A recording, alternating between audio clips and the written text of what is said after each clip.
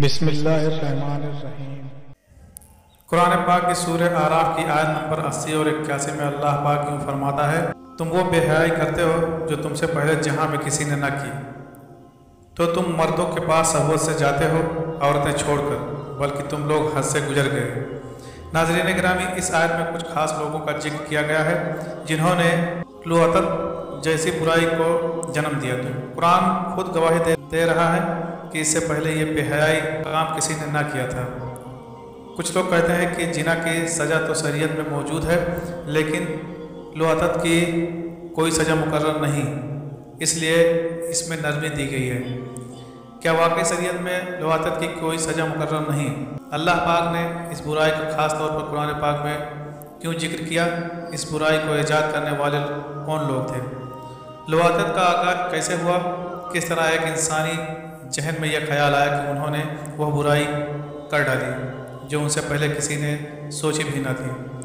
लाकीस कौन थी और कैसे उसने एक पूरी कौम को तबाह और बर्बाद कर दिया? नाज़रीन गिरामी, मर्द या औरत से रजामंदी से या ज़बरदस्ती बदफेली करना लुअतत कहलाता है।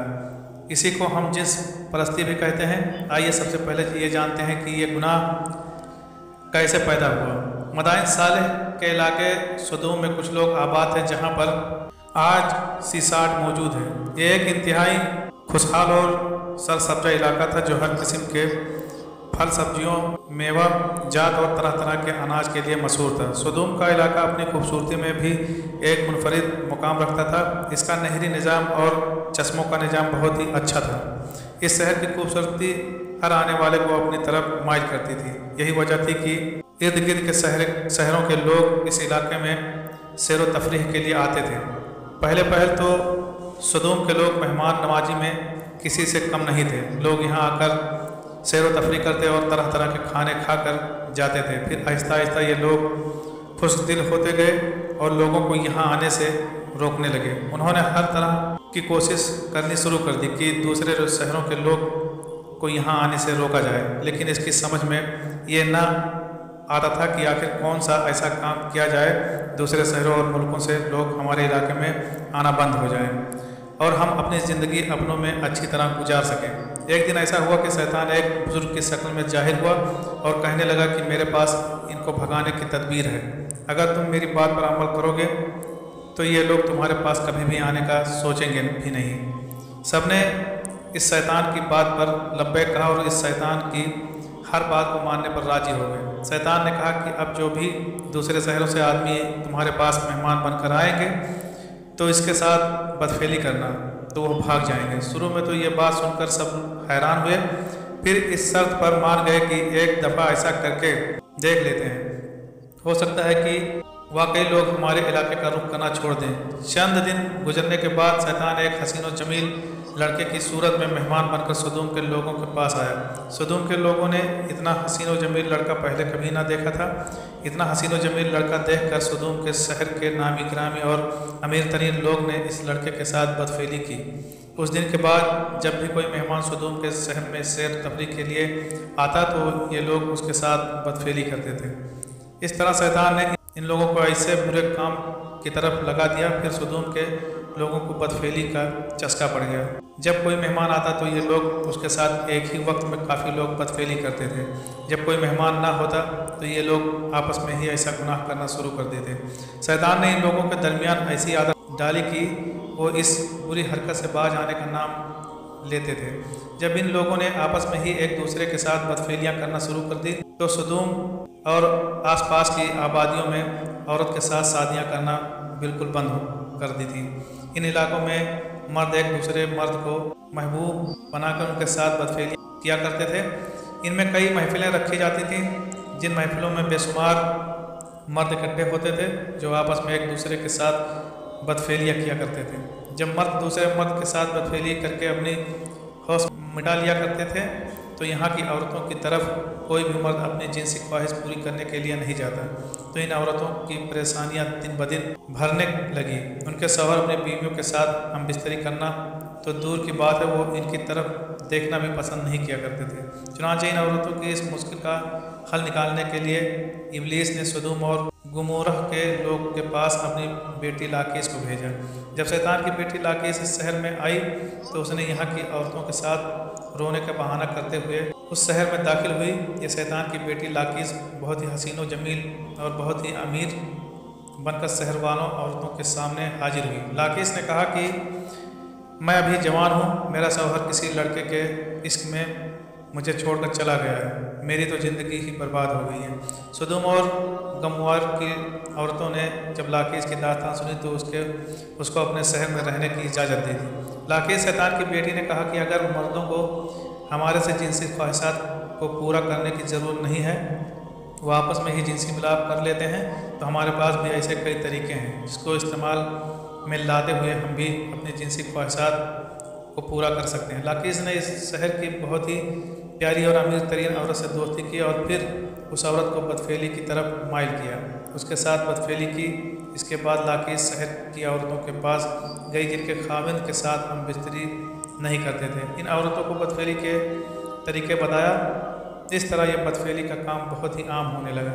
यहाँ के रहने वाली औरतों में ये बदफेली बहुत ही तेज़ी के साथ फैलने लगी। इस बदफेली में सदमोम और गमोरा की तमाम औरतें इस बदफेली की तरफ माइल होती गईं। जैसे मर्द मर्दों के साथ बदफेली किया करते थे, इसी तरह इस कौमों की औरतें भी सरेआम एक दूसरे से बदफेलियाँ करने लगीं। जब शौहरों ने दूसरी औरतों के साथ बदफेली करती हुई अपनी बीवियों को देखा तो उन्होंने अपनी बीवियों और बेटियों को कुछ नहीं कहा, क्योंकि वो भी दूसरे मर्दों के साथ बदफेलियाँ किया करते थे। यह एक ऐसा गुनाह था जिसने अफजाइश नस्ल को बढ़ने से रोकने और कानून के खिलाफ वर्जी भी की थी। जब इस कौम में यह बदफेली तेज़ी से फैली तो फिर अल्लाह पाक अपने प्यारे नबी हज़रत लूत अलैहिस्सलाम को सदूम के लोगों की तरफ मबूस फरमाया। उन्होंने जब ये बदफेली अपनी कौम में देखी तो करने के लिए हर मुमकिन कोशिश की, पर ये लोग बदफेली के इतने आदी हो चले थे कि इस आदत को छोड़ने के लिए तैयार न थे। कौम लूत से पहले ऐसी बदफेली किसी कौम में ना पाई जाती थी। कुरान पाक में लूत की कौम का जिक्र 17 बार इस तरह किया गया है। हज़रत लूत अलैहिस्सलाम ने अपने लोगों को जो तबलीग की कुरान में उसे इस तरह बयान फरमाया गया है, तुम क्यों नहीं डरते, मैं तो तुम्हारा अमान पैगंबर हूँ, तो अल्लाह से डरो और मेरा कहना मानो, और मैं तुमसे इस काम का बदला नहीं मांगता, मेरा बदला अल्लाह रब्बुल आलमीन के जिम्मे है। क्या तुम अहले इल्म में से लड़कों पर माइल होते हो और तुम्हारे परवरदिगार ने जो तुम्हारे लिए तुम्हारी बीवियां पैदा की हैं उनको छोड़ देते हो? हकीकत यह है कि तुम हद से निकल जाने वाले हो। जब हज़रत लूत अलैहिस्सलाम अपनी कौम से मायूस हो गए तो आपने अल्लाह ताला से दुआ की, ऐ मेरे मौला, कभी नाफरमान लोगों के दरमियान मेरी नुसरत फरमा। जब हज़रत लूत अलैहिस्सलाम ने अल्लाह ताला से यह दुआ मांगी तो हज़रत जिब्राईल अलैहिस्सलाम अपने 2 साथियों के हमरा अल्लाह ताला के हुक्म से पहले हज़रत इब्राहीम अलैहिस्सलाम से मिले, फिर हज़रत लूत अलैहिस्सलाम के इलाके में सदूम आ गए। हज़रत लूत बस्ती के किनारे गए, इन इंसानी शक्लों वाले फरिश्तों से मिले और उनको बस्ती वालों से बचाकर अपने घर में ले गए। कुछ रवायत में है कि ये इंसानी शक्ल के फरिश्ते हज़रत जिब्रील, हज़रत मीकाईल और हज़रत इसराफील थे। ये फरिश्ते हसीन और जमील लड़कों की शक्ल में आए हुए थे। हज़रत लूत अलैहिस्सलाम की बीवी बस्ती वालों का साथ देती थी। उसने ये बात लोगों में फैला दी कि हमारे घर में 3 हसीन और जमील लड़के तशरीफ लाए हैं और मेरे खाविंद इनके बारे में किसी को नहीं बता रहे हैं। लोगों का यह सुनना ही था कि लोग जमा होकर आपके घर में आ गए। कुरान में अल्लाह ताला का फरमान है, जब बस्ती के लोग भागते हुए फरिश्तों के पास गए, ये लोग तो पहले ही लड़कों के साथ बदफेली करते थे।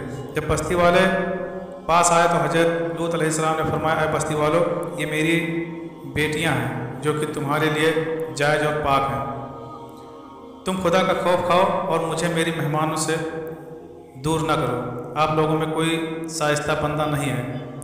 हज़रत लूत के यह अल्फाज सुनकर बस्ती के लोग बोले, तुम जानते हो कि हम लोगों को तुम्हारी लड़कियों से कोई सरोकार नहीं है।